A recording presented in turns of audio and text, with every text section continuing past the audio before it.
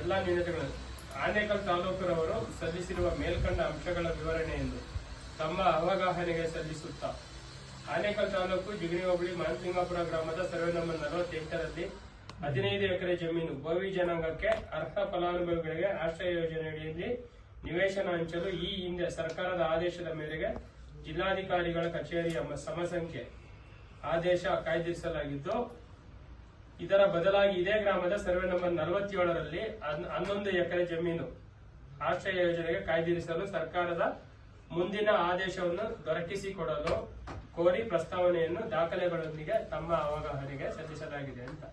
ಅಂದ್ರೆ ಕಂಪ್ಲೀಟ್ ಎಲ್ಲಾ ರೆಡಿ ಆಗಿದೆ.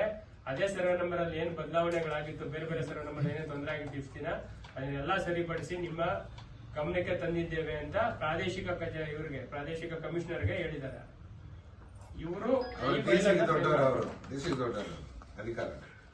ಸೊ ಹಾಗಾಗಿ ಇದು ಅಂತಿಮ ಆಗಿದೆ, ತೊಂದರೆ ಇಲ್ಲ. ಇದು ಖುಷಿ ವಿಚಾರನೇ ನಮ್ಗೆ, ಅಂತಿಮ ಆಗಿದೆ. ಇದು ಪ್ರಿನ್ಸಿಪಲ್ ಸೆಕ್ರೆಟರಿಗೆ ಹೋಗ್ಬೇಕಾದ್ರೆ ಇದು ಆದಷ್ಟು ಬೇಗ ಆಗ್ಬೇಕು ಅಂದ್ರೆ ನಾವು ನಮ್ಮ ಬಲ ಪ್ರದರ್ಶನವನ್ನ ತೋರಿಸಬೇಕಾಗತ್ತೆ. ಅದನ್ನ ಪ್ರತಿಯೊಬ್ರು ಕೈ ಜೋಡಿಸ್ಬೇಕಾಗತ್ತೆ.